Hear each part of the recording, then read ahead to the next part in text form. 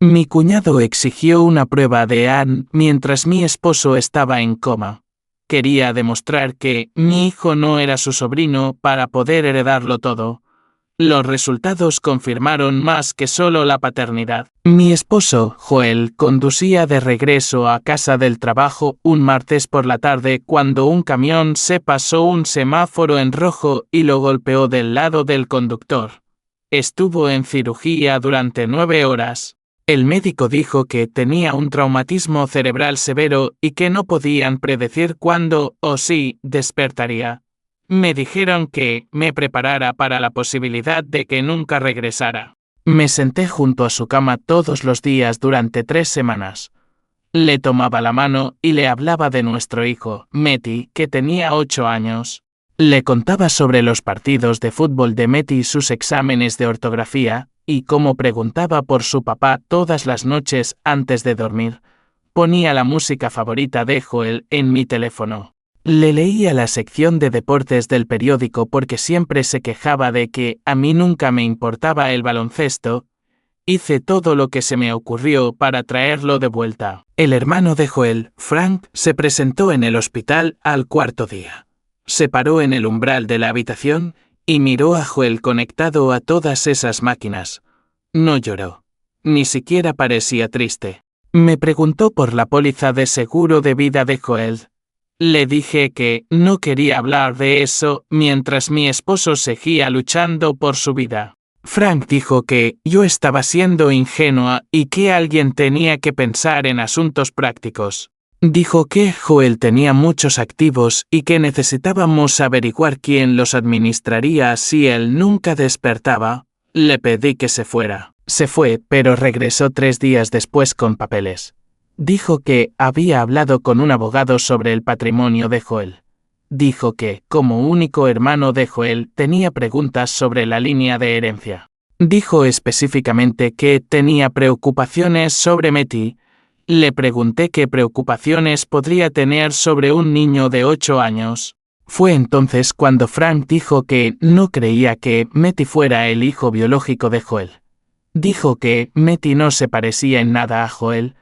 Dijo que Meti tenía el cabello más oscuro y ojos diferentes. Dijo que siempre le pareció sospechoso que me quedara embarazada tan pronto después de que Joel y yo empezáramos a salir. Dijo que probablemente atrapé a Joel con el bebé de otro hombre y que ahora estaba tratando de robar el dinero de la familia. No pude hablar durante mucho tiempo. Solo lo miré parado allí, en la habitación del hospital, junto a su hermano inconsciente, acusándome de algo tan horrible. Le pregunté si hablaba en serio al venir aquí a llamarme mentirosa y tramposa mientras Joel estaba en coma. Dijo que estaba protegiendo el legado de su hermano. Dijo que Joel trabajó duro por todo lo que tenía y que Frank no iba a permitir que una mujer y su hijo bastardo se lo llevaran todo. Realmente usó esa palabra, bastardo, refiriéndose a mi hijo, a su sobrino. Exigió una prueba de ADN. Dijo que si me negaba, demostraría que tenía algo que ocultar. Dijo que conseguiría una orden judicial si fuera necesario. Dijo que, una vez que demostrara que Meti no era hijo de Joel, solicitaría ser nombrado el pariente más cercano de Joel y tomaría el control de todos los activos. Le dije que se largara. Le dije que, si alguna vez se acercaba a mí o a mi hijo de nuevo, llamaría a seguridad. Él sonrió y dijo que me vería en la corte. Frank presentó su petición 2 semanas después. Su abogado argumentó que había una duda razonable sobre la paternidad de Meti y que una prueba de ADN era necesaria para determinar la herencia legítima. Mi abogado dijo que era ridículo, pero el juez aceptó escuchar el caso porque Frank lo presentó como un asunto de protección del patrimonio de Joel contra una posible tergiversación. Estaba furiosa. Estaba agotada. Pasaba todos los días en el hospital y todas las noches preocupándome por mi esposo y ahora tenía que lidiar con este buitre codicioso tratando de robar el futuro de mi hijo. Pero acepté la prueba de ADN. Acepté porque no tenía nada que ocultar. Acepté porque quería ver la cara de Frank cuando se diera cuenta de lo equivocado que estaba. Acepté porque quería que esto terminara para poder concentrarme en mi esposo. La prueba se realizó en un laboratorio certificado. Le tomaron una muestra de la mejilla a Matty y una muestra a Joel en el hospital. Frank insistió en estar presente para todo. Observó todo el proceso con esa mirada petulante, como si ya hubiera ganado. Los resultados llegaron en 2 veces. Nos reunimos en la oficina del abogado para revisarlos juntos. Frank se sentó frente a mí con los brazos cruzados, luciendo confiado. Su abogado abrió el sobre y leyó los resultados en voz alta. La prueba de ADN confirmó con un 99.97% de certeza que Joel era el padre biológico de Matty. El rostro de Frank se puso pálido. Agarró el papel y lo leyó él mismo 3 veces. Dijo, debe haber un error. Dijo que el laboratorio debió haber confundido las muestras. Su abogado le dijo que los resultados eran definitivos y que no había motivos para apelar. Podría haberme detenido allí. Podría haber tomado mi victoria y marcharme. Pero mi abogado había hecho una investigación adicional mientras preparaba el caso. Descubrió que Frank había sido nombrado en el testamento original de Joel de antes de casarnos. Joel le dejó a su hermano el 40% de su patrimonio en ese entonces. Pero Joel actualizó su testamento después de que nació Matty. El Nuevo Testamento nos dejaba todo a mí y a Matty. Frank no recibió nada. Frank no sabía sobre el testamento actualizado.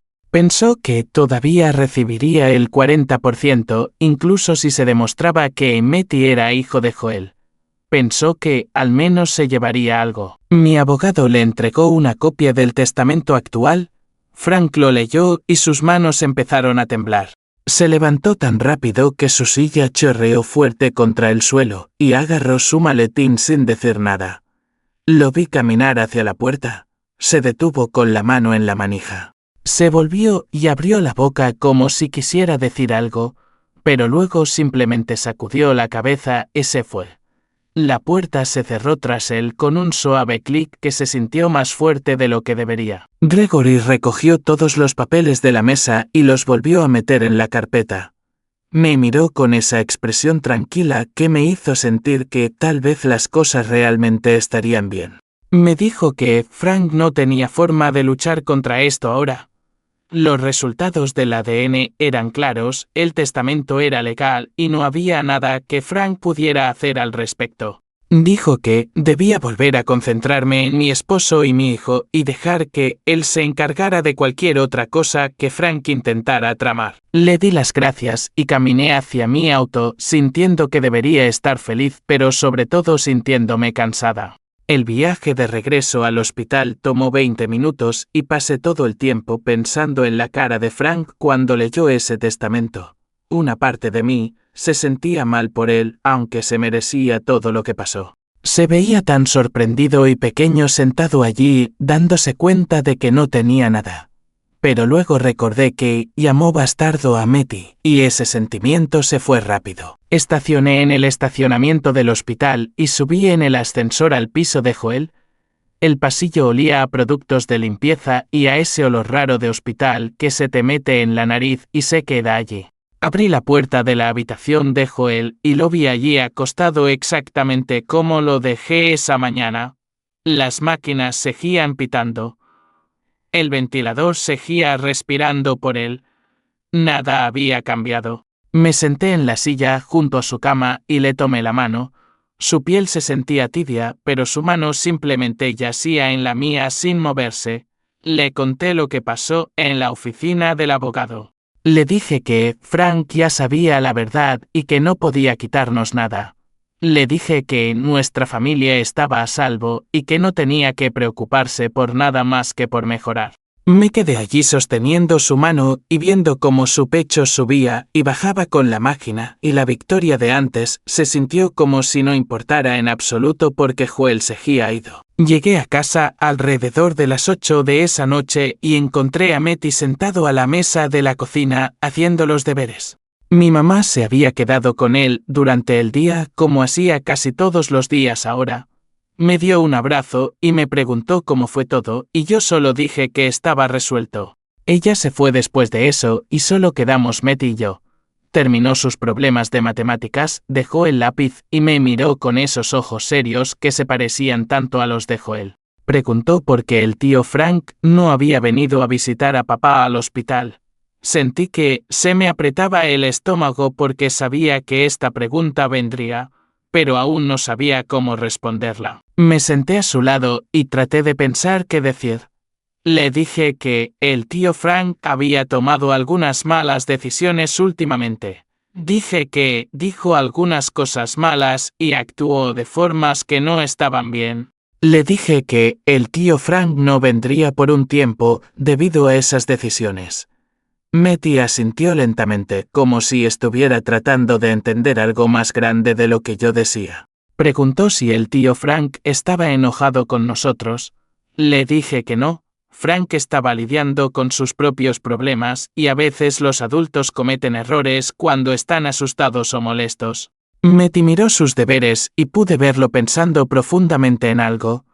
Dijo, está bien, con voz baja, y me di cuenta de que había estado preocupado por algo más que por su papá. Había estado cargando con todas esas otras cosas también, tratando de entenderlas por su cuenta.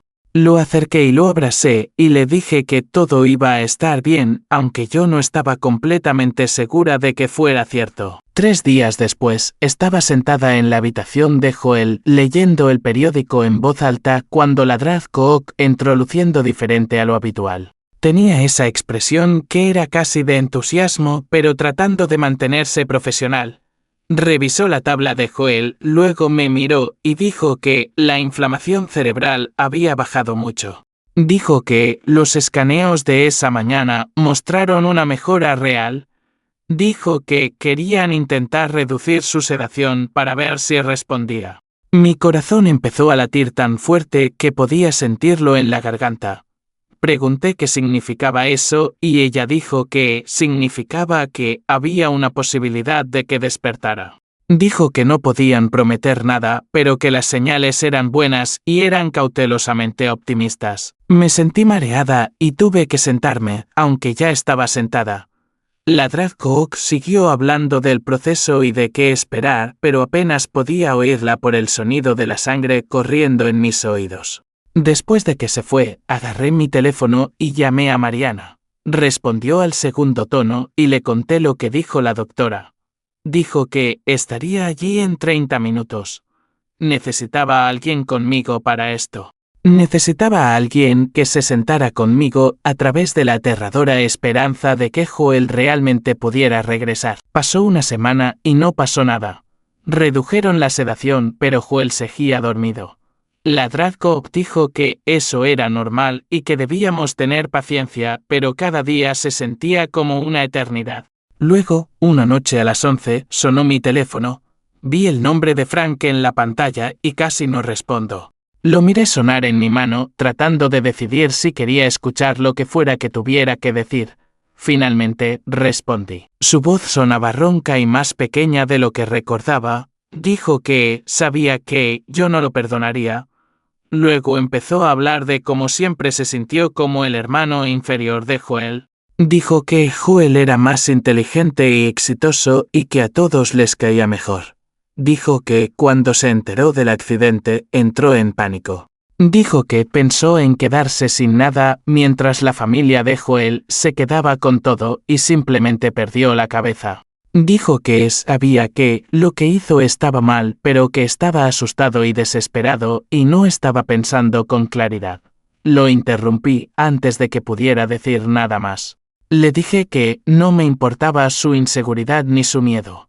Dije que sus problemas no le daban derecho a llamar bastardo a mi hijo. Dije que intentar robar la herencia de Matty mientras Joel luchaba por su vida era imperdonable. Dije que no quería escuchar sus excusas. Frank se quedó callado al otro lado. Podía oírlo respirar, pero no dijo nada durante mucho tiempo. Luego preguntó si Joel estaba mejorando. Su voz sonaba diferente cuando preguntó como si realmente le importara la respuesta. Me di cuenta de que no sabía nada sobre la condición de Joel. Nadie lo había estado informando desde que se corrió la voz sobre lo que intentó hacer. Toda la familia lo había cortado. Le dije que los médicos tenían esperanzas, pero que seguíamos esperando. Le dije que la inflamación cerebral de Joel había bajado y que estaban tratando de sacarlo del coma. Frank hizo un sonido como si estuviera llorando o tratando de no llorar. Dijo que lo sentía. Lo dijo una y otra vez como si decirlo suficientes veces lo hiciera verdad. Le dije, sentirlo no arregla nada, y colgué. 2 semanas después, la trabajadora social del hospital pidió reunirse conmigo. Su nombre era Olivia y tenía ojos amables, pero su trabajo era hablar de dinero. Nos sentamos en una pequeña oficina al final del pasillo de la habitación de Joel, y ella me mostró papeles con números. Dijo que, incluso con el seguro de Joel, los costos estaban aumentando rápido. Dijo que los cuidados de la UCI, todos los tratamientos y la rehabilitación que necesitaría más adelante costarían entre $30,000 de mi bolsillo. Miré los números y me sentí mal. Era tanto dinero. Olivia vio mi cara y puso su mano sobre la mía. Dijo que el patrimonio de Joel podía cubrir estos costos. Dijo que para eso eran exactamente los patrimonios. Entonces recordé que eso era exactamente lo que Frank había intentado impedirme acceder. Si Frank había ganado su caso, yo no habría podido usar el dinero de Joel para su propia atención médica. Me habría estado ahogando en deudas mientras Frank se llevaba todo. Olivia siguió hablando de planes de pago y asistencia financiera, pero yo pensaba en lo cerca que estuvimos de perderlo todo. 2 semanas después de que redujeron la sedación, entré en la habitación de Joel para mi visita matutina, como hacía todos los días. La Drag Cook ya estaba allí revisando sus monitores. Me senté en mi silla habitual y la vi trabajar. Entonces, los ojos de Joel se movieron. Pensé que lo imaginaba al principio, pero luego se movieron de nuevo. Se abrieron un poquito y se movieron hacia la luz que sostenía la Drag Cook. Ella lo notó de inmediato y empezó a hacer pruebas. Le apuntó con la luz a los ojos y ellos la siguieron. Le pidió que le apretara la mano y sus dedos se movieron. Fue débil, pero fue movimiento. Empecé a llorar de inmediato. No pude evitarlo. Las lágrimas simplemente rodaban por mi cara mientras la Drag Cook seguía probándolo y hablándole. Le pidió que me apretara la mano y sentí sus dedos presionando contra los míos. Fue la presión más pequeña, pero estaba allí. Era real. Estaba regresando. Llevé a Matty al hospital al día siguiente para ver a su papá despierto por primera vez. Caminamos por el pasillo juntos y le dije que papá estaba despierto, pero todavía muy débil. Le dije que papá tal vez no pudiera hablar todavía y que podría verse diferente, pero que estaba mejorando. Matty asintió, pero cuando llegamos al umbral, se detuvo. Se quedó allí parado, mirando a Joel en la cama con los ojos abiertos. Luego Matty empezó a llorar. Se alejó de la puerta y no quiso entrar. Traté de hacer que se acercara, pero sacudió la cabeza y siguió llorando. Fuimos a casa y no quiso hablar de ello. Esa noche finalmente se quebró. Se subió a mi regazo, aunque ya estaba un poco grande para eso, y sollozó en mi camisa. Me contó sobre pesadillas en las que su papá moría.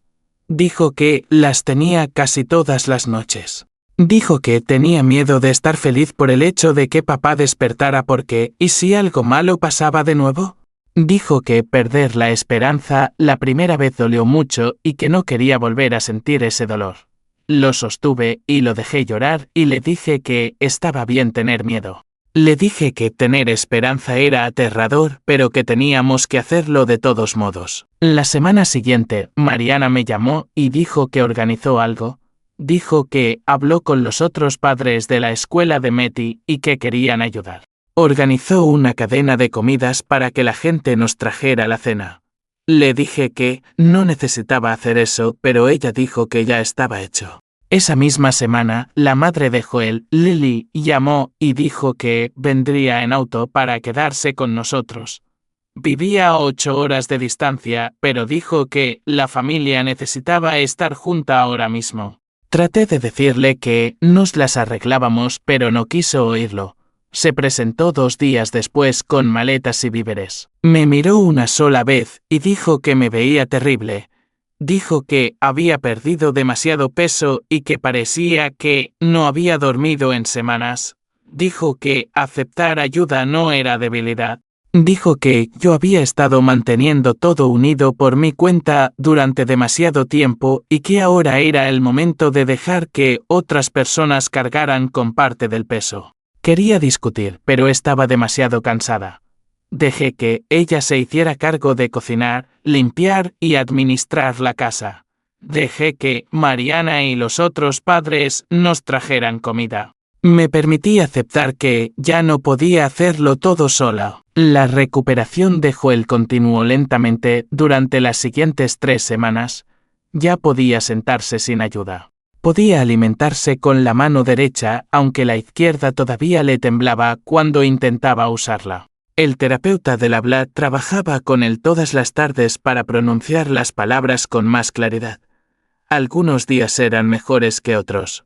Algunos días se frustraba cuando su boca no cooperaba con lo que su cerebro quería decir. Me quedé con él durante todo eso. Matty venía de visita 2 veces por semana ahora en lugar de esconderse en casa. Todavía no se acercaba demasiado a la cama, pero al menos entraba en la habitación. Se paraba cerca de la puerta y le contaba a Joel sobre la escuela o la práctica de fútbol. Joel sonreía y asentía incluso cuando hablar lo agotaba. Pasaron 3 semanas desde que Joel abrió los ojos por primera vez cuando entré en la sala de espera del hospital y vi a Frank sentado en una de las sillas de plástico cerca de la entrada. Dejé de caminar. Todo mi cuerpo se puso rígido. Frank levantó la vista y me vio. Se levantó lentamente. Se veía terrible. Su cara estaba más delgada de lo que recordaba. Su ropa le quedaba holgada como si hubiera perdido peso. Había ojeras oscuras bajo sus ojos. Parecía mayor de alguna manera, más cansado. Caminé hacia él, lista para llamar a seguridad si decía una sola cosa incorrecta. Levantó ambas manos como si se estuviera rindiendo. Me dijo que había estado en terapia. Dijo que necesitaba entender por qué hizo lo que hizo. Dijo que su terapeuta lo ayudó a ver cómo los celos lo envenenaron hasta sabotear la relación con su único hermano. Dijo que quería disculparse directamente con Joel. Lo miré tratando de descifrar si esto era real o otra manipulación. Le pregunté por qué debería creer cualquier cosa que dijera después de lo que hizo. Dijo que no esperaba que le creyera. Dijo que solo quería una oportunidad para decirle a Joel que lo sentía. Lo pensé durante mucho tiempo parada allí, en la sala de espera, con la gente pasando a nuestro lado. Una parte de mí quería decirle que se fuera y nunca regresara. Otra parte de mí se preguntaba si Joel necesitaba oír esto. Le dije a Frank que podía ver a Joel durante 15 minutos conmigo presente todo el tiempo. Dije que, si Joel quería que se fuera, entonces se iría de inmediato sin ninguna discusión. Frank asintió y estuvo de acuerdo. Caminamos juntos por el pasillo en silencio. Abrí la puerta de la habitación de Joel y entré yo primero. Joel estaba sentado en la cama viendo la televisión con el sonido bajo. Miró cuando oyó la puerta. Sus ojos aterrizaron en mí primero, luego se movieron más allá de mí hacia Frank, que estaba en el umbral. Los ojos de Joel se agrandaron. El reconocimiento brilló en su rostro. Luego su expresión cambió a algo duro, algo frío. Nunca antes había visto a Joel mirar a su hermano así. Frank entró en la habitación lentamente. Se movía como si se acercara a algo peligroso. Se detuvo a unos pocos pies de la cama. Sus manos temblaban. Abrió la boca para hablar, luego la cerró de nuevo. Lo intentó de nuevo y las palabras salieron vacilantes y entrecortadas. Dijo que lo sentía. Dijo que dejó que los celos lo convirtieran en alguien irreconocible. Dijo que cuando Joel yacía allí inconsciente, Frank entró en pánico por quedarse sin nada. Dijo que sabía que eso no era una excusa.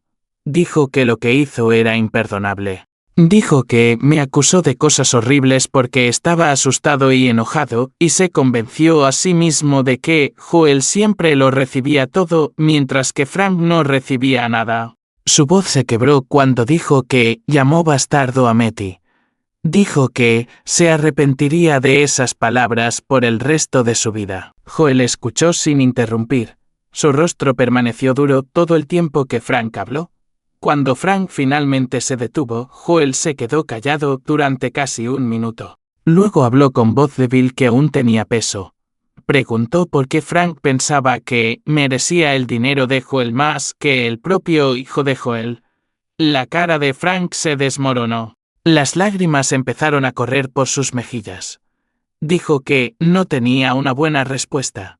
Dijo que estaba equivocado en todo. Joel vio llorar a su hermano y su expresión se suavizó ligeramente, pero el dolor seguía ahí en sus ojos. Joel le dijo a Frank que necesitaba tiempo para decidir si su relación podía salvarse. Dijo que, de cualquier manera, Frank nunca participaría en decisiones sobre Matty o el patrimonio familiar. Dijo que esos límites eran permanentes. Frank se limpió la cara con la manga y asintió. Dijo que entendía. Dijo que respetaría lo que Joel decidiera. Sacó un trozo de papel de su bolsillo y lo puso en la mesita de noche. Dijo que tenía su información de contacto. Dijo que Joel podía comunicarse si cuando estuviera listo. Luego Frank me miró. Dijo que también me pedía perdón a mí. Dijo que sabía que pedir perdón no era suficiente, pero lo decía en serio. Luego se fue. Me senté en la silla junto a la cama de Joel. Joel miró la puerta cerrada durante mucho tiempo. Luego me miró y me preguntó si creía que Frank lo decía en serio. Dije que no lo sabía. Dije que la gente podía cambiar, pero que hacía falta algo más que palabras. Joel asintió lentamente y cerró los ojos. El fisioterapeuta empezó a trabajar con Joel la semana siguiente, una vez que los médicos acordaron que podía sentarse de forma fiable sin apoyo. Observé por la ventana mientras el terapeuta ayudaba a Joel a ponerse de pie por primera vez. Agarró el andador con tanta fuerza que sus nudillos se pusieron blancos. Sus piernas temblaban. Dio un paso adelante y casi se cae. El terapeuta lo atrapó y lo ayudó a sentarse de nuevo. Lo intentaron de nuevo. Esta vez Joel logró dar 3 pasos antes de que sus piernas fallaran. Al final de la sesión, caminó 10 pies con el andador. Yo estaba orgullosa y desconsolada al mismo tiempo. 10 pies. Eso fue todo lo que pudo lograr. La terapeuta salió después y explicó que la recuperación tomaría meses de trabajo intensivo. Dijo que Joel probablemente tendría algunas limitaciones de movilidad permanentes. Dijo que necesitaría apoyo continuo con el equilibrio y la coordinación. Dijo que debíamos prepararnos para un largo camino por delante. Le di las gracias y volví a entrar en la habitación. Joel estaba acostado en la cama con aspecto exhausto. Preguntó cómo se veía desde afuera. Le dije que parecía un progreso. Sonrió un poco, pero pude ver la frustración en sus ojos. Matty empezó sesiones semanales con Clara la semana siguiente. Clara era una terapeuta infantil especializada en traumas médicos familiares. En las 2 primeras citas, Matty llegó a casa y no quiso hablar de lo que discutieron. Simplemente fue a su habitación y cerró la puerta. Después de la tercera cita, algo cambió. Estábamos cenando juntos en la mesa de la cocina cuando Matty dejó el tenedor y empezó a hablar. Dijo que tenía miedo de estar feliz por la mejora de papá porque algo malo podría volver a suceder. Dijo que Clara le estaba enseñando que protegerse de la decepción también bloquea la alegría. Dijo que estaba tratando de permitirse sentir feliz aunque fuera aterrador. Estiré la mano sobre la mesa y tomé la suya. Le dije que estaba orgullosa de él por hablar de ello. Él me apretó la mano y siguió comiendo. Fue un momento pequeño, pero se sintió enorme. La función cognitiva de Joel mejoró lo suficiente para la 5ª semana como para que pudiéramos tener conversaciones reales de nuevo. Me senté con él una noche después de que Matty se fue a la cama y hablamos de la traición de Frank. Observé a Joel procesar el dolor de lo que hizo su hermano mientras él era físicamente vulnerable e incapaz de defenderse a sí mismo o a su familia. Lágrimas corrían por el rostro de Joel. Dijo que siempre supo que Frank le tenía resentimiento, pero nunca imaginó que ese resentimiento pudiera volverse tan vicioso. Dijo que necesitaba guardar luto por la relación de hermanos que pensaba que tenían. Dijo que el Frank que vino a disculparse parecía diferente del Frank que exigió la prueba de ADN, pero Joel no sabía si ese cambio era real o temporal. Le tomé la mano y dejé que hablara de ello. No traté de decirle qué sentir o qué hacer. Solo escuché. Duncan llamó al teléfono de la habitación del hospital de Joel unos días después. Respondí y Duncan pidió hablar con su hijo. Acerqué el teléfono al oído de Joel, ya que su mano izquierda aún no era lo suficientemente firme. Duncan le dijo a Joel que había cortado el contacto con Frank hasta que Frank demostrara un cambio genuino a través de acciones consistentes a lo largo del tiempo. Dijo que las disculpas eran fáciles, pero que el cambio de comportamiento era difícil. Dijo que no vería a Frank lastimar a Joel de nuevo. Joel escuchó y luego me pidió que sostuviera el teléfono para poder responder. Le dijo a su papá que apreciaba el apoyo. Dijo que eventualmente podría perdonar a Frank incluso si su relación nunca volviera a ser lo que era antes. Dijo que aferrarse a la ira consumía la energía que necesitaba para la recuperación. Duncan se quedó callado por un momento, luego dijo que entendía. Dijo que apoyaría lo que Joel decidiera. Hablaron unos minutos más sobre el progreso de Joel antes de colgar. 10 semanas después del accidente, Joel recibió el alta para volver a casa. El médico dijo que necesitaba terapia ambulatoria 3 veces por semana y visitas de un asistente de salud en el hogar para apoyo diario. Pasé 2 días reorganizando nuestra casa para acomodar su andador. Moví los muebles para crear pasillos más anchos. Instalé barras de apoyo en el baño junto al inodoro y en la ducha. Compré una silla de ducha para que Joel pudiera sentarse mientras se lavaba. Moví nuestra habitación al primer piso, ya que Joel no podía subir escaleras todavía. Sentía una emoción nerviosa por tenerlo en casa, pero también ansiedad por manejar sus necesidades de cuidado. ¿Y si algo salía mal? ¿Y si no podía manejarlo? Marianne vino el día antes de que Joel regresara a casa y me ayudó a terminar de preparar todo. Me dijo que lo iba a hacer bien. Dijo que ya había manejado la parte más difícil. Yo quería creerle. El regreso de Joel a casa fue emotivo y agotador.